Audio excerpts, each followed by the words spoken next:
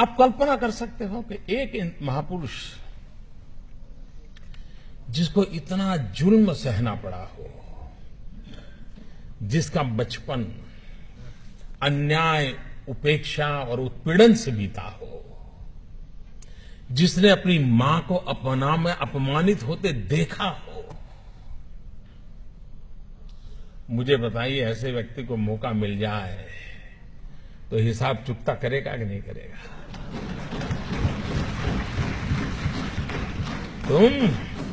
तुम मुझे पानी नहीं भरने देते थे, तुम मुझे मंदिर नहीं जाने देते थे, तुम मेरे बच्चों को स्कूल में एडमिशन देने से मना करते थे।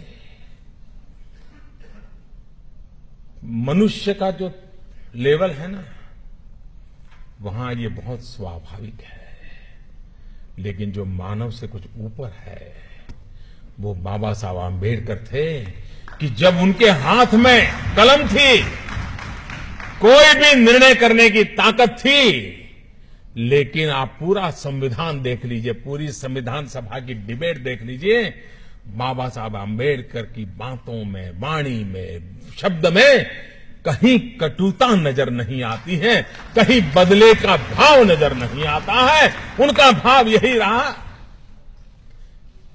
और वो भाव क्या था? मैं अपने शब्दों में कह सकता हूं कि कभी कभार खाना खाते समय दांतों के बीच हमारी जीभ कट जाती है, लेकिन हम दांत तोड़ नहीं देते हैं। क्यों? क्योंकि हमें पता है दांत भी मेरे हैं, जीभ भी मेरी है। बाबा साहब आंबेडकर के लिए सवर्ण भी उनके थे और हमारे दलित, पीड़ित, शोषित भी दोनों ही उनके लिए बराबर थे। और इसलिए बदले का नामो निशान नहीं था, कटुता का नामो निशान नहीं था।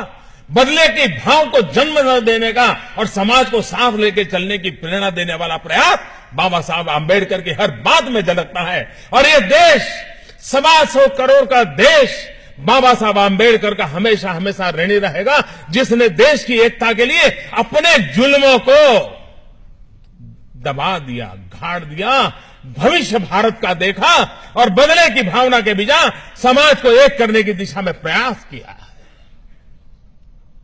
क्या हम सब, हमारे राजनीतिक कारण कुछ भी होंगे, पराजय को झेलना बड़ा मुश्किल होता है, लेकिन उसके बावजूद भी जय और पराजय से भी समाज का जय बहुत बड़ा होता है, राष्ट्र का जय बहुत बड़ा होता है। और इसलिए उसके लिए समर्पित होना ये हम सबका दायित्व बनता है।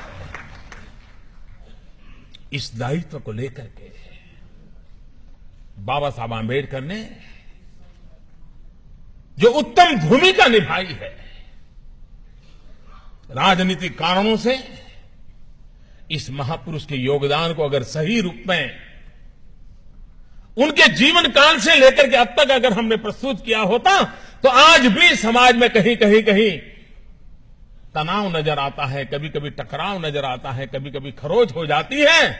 मैं दावे से कहता हूं, अगर बाबा साहब आंबेडकर को हमने भूला न दिया होता तो ये हाल न हुआ होता। दोस्तों, अगर बाबा साहब आंबेडकर को फिर से एक बार हम उसी भाव के साथ, श्रद्धा के साथ जन सामान्य तक पहुंचाने का प्रयास करेंगे तो ये जो कमियां हैं वो कमियां भी दूर हो जाएगी। वो ताकत उस नाम में है, उस काम में है, उस समर्पण में है, उस त्याग में है, उस तपस्या में है, उस महान चीजें जो हमें देकर के गए उसके अंदर पड़ा हुआ है। और उसकी पूर्ति के लिए हम लोगों का प्रयास होना बहुत आवश्यक है।